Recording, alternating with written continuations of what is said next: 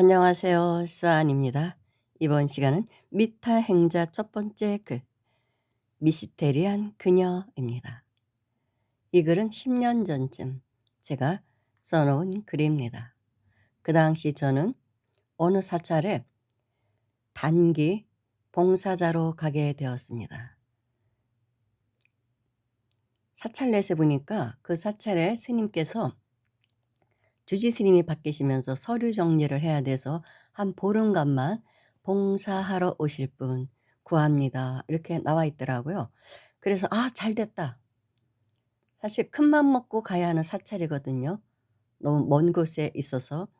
그래서 이럴 때 한 보름간 봉사하면서 기도도 하고 사찰 구경도 하고 좋겠구나. 여행 삼아 기도 삼아 그렇게 저는 배낭 하나를 메고 떠났습니다. 12월 말경에 떠났어요. 그래서 그다음에 1 월, 2 월, 3월 그 사찰에서 보내고 4월 초에 내려왔습니다. 처음에는 보름만 있으려고 했는데 제가 워낙 일복이 많은 사람이라 어느 사찰에 가든 큰 사찰들은 공양주가 여러 명 있다 보면 자주 바뀌게 됩니다. 몇 달 만에 바뀌고 보름 만에도 바뀌고 그래서 보름만 종무실에서 서류 정리하고 입력하고 뭐 이런저런 편지 발송 신도들에게 그런 업무만 하고 오려고 했는데 공양주 보살님이 그만두는 바람에 한 분이 빠져서 제가 이제 그 대타로 들어간 것이죠. 목구멍에 포도청이라고 먹는 게 제일 중요하잖아요. 그래서 들어가서 좀 이제 한 사람 구해 놓으면 또 한 사람이 그만두고 그래서 계속 그렇게 붙들리다 보니까 3 개월을 그 사찰에서 살았습니다. 그런데 얼마나 춥던지 옛날절이라 방사가 너무나 추워 가지고요. 잠을 잘 수가 없더라고요. 첫날은 죽는 줄 알았어요, 너무 추워서. 그래서 이렇게 파카 입고 갔는데 그 파카를 입고 자야 됩니다. 양말도 신고 자야 되고 우풍이 말도 못해요. 밑에만 전기장판이 이렇게 해서 쩔쩔 끓으면 뭐 합니까? 우풍이 뭐 그냥 바람이 다 들어오는데요. 그래서 눈이 또 많이 내리면 신발에 눈이 소복히 쌓여서 신발도 항상 방 안에 들여 놓고 살고 그렇게 했던 것입니다. 그래서 애초에 약속이 보름이었기 때문에 저는 보름만 있다가 집에 오고 싶었어요 솔직히. 너무 힘들어서. 그런데 그곳에서 저는 너무나 대단한 여자 도인을 만나게 됩니다. 여자 도인이죠. 제가 이제까지 수많은 사찰을 다니면서 만났던 사람 중에 가장 치열하게 수행한 여자. 남자, 여자, 뭐 출가 수행자, 재가 수행자를 다 포함해서 최고의 정진을 하는 그런 여자 수행자를 제가 그곳에서 만났습니다. 그 바람에 그녀와 대화하는 재미에 그녀하고 노는 재미 이런저런 이제 대화하는 게 노는 거죠. 같이 산책하고 도에 대해서 얘기하고 그 재미에 제가 3 개월을 예 자발적으로 붙들렸다고 볼 수도 있죠. 그녀와 같이 사는 게 너무나 좋았어요. 그래서 3 개월을 그곳에서 생활하다가 내려왔습니다. 저의 이 글은 그 당시 나무아미타불 카페에도 올려져 있습니다. 제가 블로그에 글을 써 놨는데 누군가 스크랩해서 나무아미타불 카페에 올렸더라고요. 20몇 편으로 올라와 있더라고요. 그런데 최고의 인기작이라고 볼 수 있습니다. 지금 뭐 몇만 명이 봤더라고요. 그렇지만 이제 방송을 할 때는 그렇게 20몇 편까지 갈 일은 아니에요. 그 정도의 내용은 아니고 한 10 편이나 7, 8편 정도 줄일 수 있습니다. 그렇게 해서 제가 이제 방송을 시작하려고 합니다. 내가 지금껏 살아오면서 가장 묘한 여자를 이곳에서 만났다. 그래서 난 이 여자를 미스테리녀라고 부른다. 나이는 나보다 2살 아래이니 같은 세대를 살아온 사람이다. 처음에 이 여자를 봤을 때는 꼭 청학동 출신 같아 보였다. 정말 청학동 여자 같더라고요. 화장기 없는 얼굴에 생머리를 뒤로 질끈 동여매고 늘 회색 법복을 입고 경상도 사투리를 쓰는 이 여자의 고집스러운 표정이 솔직히 접근 불가를 느끼게 하더라고요. 굉장히 차가운 얼굴이에요. 예쁘장하게 생겼으면서도 굉장히 차가운 얼굴입니다. 절에 있는 모든 사람들이 어려워하고 있었고 또 한편으로는 마땅치 않아 하는 그런 여자였습니다. 매사가 너무 완벽주의자였거든요. 그러다 보니 또 그녀의 눈에도 모든 사람이 못마땅한 것 같더라고요. 그렇지만 이 일은 엄청나게 열심히 하는 일꾼이기도 했습니다. 그래서 누가 이 고집세고 별스런 여자를 다스려야 할지 고민들을 하고 있더라고요. 그렇다고 딱히 잘못한 것도 없으니 내보낼 수도 없고 스님들조차도 어려워했습니다. 사실 굉장히 어렵고 불편한 여자인 건 사실이었습니다. 그런데 제가 그런 여자와 가까워지게 된 것이죠. 그 여자의 정식 업무는 그 사찰에서 빨래 보살이었습니다. 청소 보살. 뭐 템플 스테이도 하고 스님도 여러분이고 전각도 많고 하다 보니까 그런 곳은 청소 보살을 둡니다. 근데 그녀는 "나는 빨래 보살이야." 이렇게 말을 잘했어요. 템플 스테이들 가고 나면 그 옷도 빨고 해야 되니까. 그렇지만 이제 시간을 쪼개서 공양간 일도 돕고 그럽니다. 전각이 많다 보니까 법당 보살이 둘 이나 됐지만 그래도 그녀도 또 맞이 한 곳을 올리기도 하고 지게 지고 올라갔습니다. 약간 경사진 암자 같은 데 있는 절에는 그랬던 그녀예요. 그렇지만 제가 인제 공양간 투입되면서 그녀와 가까워지게 되었습니다. 그전까지는 인제 대면 인사만 나누는 정도, '아 접근하기 어렵다.' 이 정도만 생각했던 상태였죠. 그래서 인제 공양간에서 같이 그녀가 도와주다 보니까 시간 나는 대로 인제 공양간 일을 도왔습니다. 그리고 겨울이라 템플이 별로 없었거든요. 겨울에는 워낙 오지고 사찰이. 그래서 시간이 좀 나니까 공양간 일을 주로 많이 도왔습니다. 그래서 자연스럽게 그녀와 대화를 나누게 되고 친해지게 된 것이죠. 마치 청학동에서 온 것 같은 이 여자가 무뚝뚝하게 생각했는데 의외로 저에게는 상냥하고 부드럽게 대해주더라고요. 조금씩 마음의 문을 열었습니다. 그리고는 자신의 이력을 들려주더라고요. 그녀는 명문 가문에서 태어난 여자입니다. 부총리를 지내신 작은아버지, 뭐 국회의원을 지내신 분, 또는 대학 총장이신 분, 또 그리고 신부를 세 분이나 낸 그런 집안의 여자였습니다. 정통 카톨릭 집안의 여자. 그리고 그 세 분의 신부님 중에 한 분은 굉장히 유명하신 신부님입니다. 웬만한 사람은 성함만 대면 다 아시는 그런 유명한 신부님. 그런 신부님이 나온 집안이기도 합니다. 그런데 그런 여자가 스님이 되겠다고 출가했었답니다. 출가한 적도 있더라고요. 그런데 행자 생활만 1년 하고 그냥 어떤 사정에 의해서 내려왔다고 합니다. 그리고 그녀도 명문대 의대를 나와서 의사 생활을 하다가 의사 생활을 하는데 어떤 사연이 생긴 것이죠. 그래서 의사를 그만두고 해운업을 했다고 합니다. 여자가 해운업 하는 건 쉽지 않거든요. 완전 여걸이더라고요. 그래서 엄청난 돈도 벌었었다고 합니다. 그런데 그 모든 것을 다 버리고 출가 수행자가 됐던 여자. 40 인가 40대 초에 결혼을 했었대요. 근데 1년 살고 이혼을 했다고 합니다. 너무 안 맞아서. 그리고 바로 이제 아이는 없었고 출가를 했던 것이죠. 참 삶의 이력도 다채롭고 화려하다면 화려한 삶의 이력을 갖고 있는 여자였습니다. 그런데 그런 여자가 모든 것을 버리고 산에 들어와서 그렇게 청소보살 아니면 공양주만 했다고 합니다. 한 10 년간. 그러니까 그렇게 살기 시작한 지 한 10년 됐다고 하더라고요. 그녀에게 저는 "왜 이런 삶을 자청해서 사느냐?" 그랬더니 어느 순간 이 세상 사람들이 다 굶주린 이리같이 보였습니다. 정말 다들 이리 같아요. 탐욕의 이리들 말입니다. 그런 세상이 너무 역겹고 싫었습니다. 저의 남편도 그랬습니다. 그래서 이혼을 요구했죠. 처음 결혼할 때는 그렇지 않은 것 같았는데 그녀가 해운업을 한 것은 자선 사업을 하기 위해서 수많은 많은 돈이 필요하니까 돈을 벌기 위해서 또 집안의 아버지 어머니가 좀 이렇게 명문 가문의 집안 사람들이 무능한 자녀들이 좀 있죠. 그랬나 봐요. 돈을 안 벌고 이렇게 좀 돈을 많이 탕진한 재산을 다 탕진한 그런 분이었다고 합니다. 그래서 동생들도 쭉 있고 맏딸이니까 동생들 학교도 대학원 다 가르쳐야 되고 그래서 이제 많은 돈이 필요했고 아이들 고아원도 설립하고자 했고 그렇게 해서 인제 해운업을 하게 되었다고 합니다.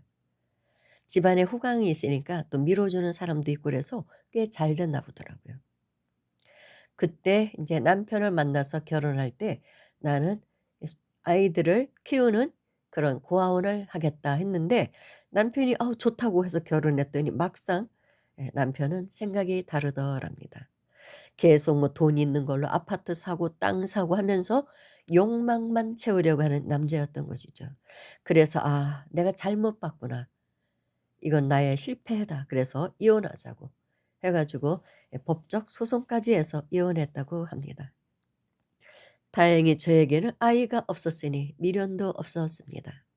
짧은 결혼 생활을 마감했죠. 그때 너무나 마음이 허해서 이혼하고 해인사를 어떻게 여행을 갔답니다. 해인사를 갔는데 해인사 대적광장에 딱 들어가서 부처님 얼굴을 뵙는 순간 눈물이 그냥 막 하염없이 쏟아지더래요. 너무나 거룩해서. 그래서 집에 와서 이혼하자고 "나 사랑하는 남자가 생겼다니까." 이 무슨 미친 소리냐고 집안에서 난리가 난 것이죠. "누구냐 그 남자." "부처님이라고." 그래서 "머리가 동거 아니냐." 그래서 집안 식구들이 정신병원에 그렇게 정신병원에 집어넣으려고까지 했다고 합니다. 더더구나 정통 그 유명한 가톨릭 집안 여자가 "출가를 하겠다니. 나는 출가하겠다. 부처님과 결혼하겠다." 인제 그랬다고 합니다. 그래서 이 세상에서 사랑할 사람은 부처님 한 분밖에 없음을 알았습니다. 엄청난 부를 걸머졌으나 제 가슴 항상 허전했습니다.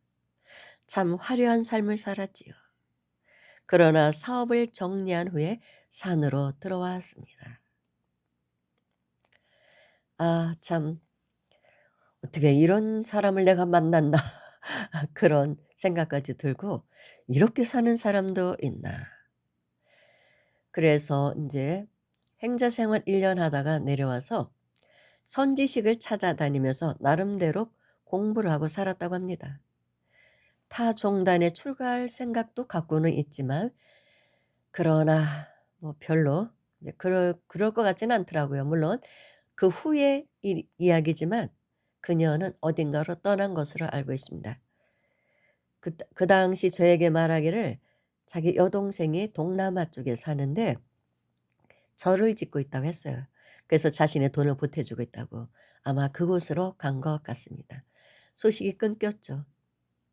원래 이런 사람들은 인연에 대해서 연연하지 않거든요. 저도 그렇고. 이 사찰을 떠나서 몇 번 통화는 했었어요. 근데 그러고서는 뭐 또 연락이 끊겼고 그래서 제가 알아보니까 전화도 안 되고 그 사찰로 전화했더니 이제 대강 인제 어딘가 먼 곳으로 떠났다고 합니다. 그래서 제가 예측하기에 '아 동생 있는 사찰로 갔나 보다.' 동남아 쪽이라고 했거든요. 그런 걸로 제가 인제 미루어 짐작하고 있을 뿐입니다. 그래서 그녀는 "저는 정말로 제가 존경할 만한 선지식을 만난다면 제가 절을 지어서 그분을 업어서 모시고 살 수도 있습니다. 농사 지으면서供養하며 살고 싶습니다. 그런데 이 세상에 참 그런 선지식이 없네요. 많이 찾아 헤맸는데." 그러더라고요. 인연이 없으니까 못 만났겠죠. 하루는 그녀가 자신이 혼자 살고 있는 토굴로 초대를 했습니다. 그녀는 일반 우리 직원들처럼 방사가 같이 쓰지를 않았어요. 다닥다닥다닥 붙어있는 방사가 아니라 뚝 떨어진 버려진 토굴 그곳에 자청해서 살고 있었습니다. 그 사찰에서 한 10분 정도 걸어가야 돼요. 그런 곳에 혼자 살고 있었어요. 그래서 귀신이 출몰한다고 그런 말까지 있어서 아무도 가려고 하지 않는. 담력 있는 스님들이 도전했다가도 다 포기했다는 토굴입니다. 그곳에서 혼자 살고 있더라고요. 저 호기심 많은 저는 또 참 좋다고 초대를 하길래 갔죠. 정말 소문대로 그 토굴에서는 음산한 기운이 감돌더라고요. 6.25 전쟁터였던 곳이라 비명에 간 젊은 영혼들이 많이 떠들고 있다고 합니다. 그녀가 그러더라고요. 그녀는 영안이 열려서 다 그걸 보는 여자였습니다. 그러니까 천안통, 숙명통, 천이통, 타심통을 어느 정도 다 한 여자였어요. 물론 아주 미세하게까지 보는 건 아니었지만 웬만한 것은 그녀는 다 보고 있었습니다. 그래서 연불의 힘으로 그 영혼들을 천도하고 있었습니다. 그리고 그곳에 서 있었던 그 당시에 그 6.25 전쟁 때 그 참혹했던 상황, 그런 일들이 스크린처럼 보인다고 합니다. 저는 그녀의 그런 영능력이 궁금했어요. 그래서 "수행을 해서 얻었습니까?" 했더니 어려서부터 어느 정도는 갖고 왔다고 하더라고요. 그러나 인제 산에 살면서 출가하면서 수행하면서 그것이 깊어진 것이죠. 그러니까 어려서부터 사람들을 보면 그 사람의 미래가 보였던 거예요. 자신의 부모님도 그랬다고 합니다. 뻔히 본인이 생각할 때 망할 길인데 그 길을 가시더라는 것이죠. 그래서 사람들이 '참 어리석다.' 그리고 이 세상 모든 것이 시시하게 느껴졌다고 합니다. 그래서 그렇게 보이는 현상을 떨구어 보려고 공부에 몰두했고 일에 미쳐서 살았다고 합니다. 한때는 운동에 미쳐서 살기도 했답니다. 그러다 부처님법을 만나서 큰 깨우침을 얻고 이제 세속을 접은 것이죠. 그녀의 토굴에 들어가니 그 안은 밝고 맑은 기운이 흘러나왔습니다. 하루 종일 나무 아미탑을 연불 테이프를 틀어놓고 있더라고요. 새벽 3시에 일어나서 정진을 하고 저녁에 일이 끝난 후에 누구하고도 어울리지 않고 토굴에서 연불 정진을 한다고 했습니다. TV도 없고 컴퓨터도 없고 오로지 책과 연불 테이프만 있었습니다. 우리 같은 일을 핸드폰 없어요. 그냥 할머니들이 쓰는 핸드폰 있죠. 전화만 주고받는. 문자 메시지만 하고 그 정도의 핸드폰을 갖고 있었습니다. 옛날 구닥다리 핸드폰. 그렇게 연불 수행을 하다 보니까 같은 직원들처럼 그런 방에 살 수가 없었던 것이죠. 그래서 인제 주지 스님께 허락을 받고 버려진 토굴에 가서 혼자 살았던 것입니다. 담력도 대단하죠. 귀신도 뭐 나타나고 한대요. 그래도 나타나면 "연불하십시오. 나무 아미탑을 연불하십시오." 이렇게 뭐 제도하고 그런다고 합니다.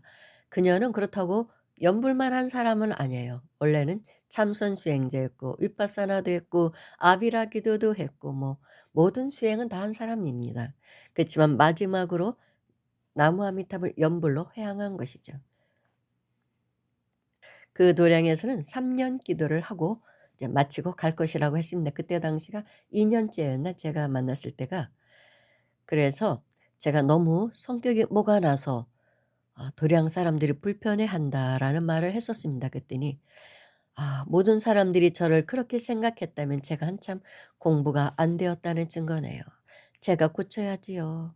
그러더라고요. 의외로 또 순순히 그렇게 나오더라고요. 깜짝 놀랐어요. 저는 여기서 3년 기도를 맞춰야 되는데 그 안에 잘리면 안 되잖아요. 제가 맞추고 살아야지요. 고쳐 보도록 노력할게요." 그러는 거예요. 예. 그래서 그때 당시 그 사찰에 있는 직원들이 "아니 왜 갑자기 저렇게 부드러워졌대. 웬일이래?" 수안보살 만나더니 어쩜 둘이는 그렇게 잘 통하냐고 깜짝이 맞아 가지고. 근데 아마 전생에 도반이 만났던 것이죠, 도반끼리. 그녀가 후에 언뜻 그렇게 스쳐 가면서 얘기를 하더라고요. 저하고의 전생 인과를 잘 알고 있는 것 같더라고요. 근데 자세한 얘기는 해 주지 않았습니다. 다만 스쳐가는 소리로 얘기로 어떤 말하길 "아 그렇구나.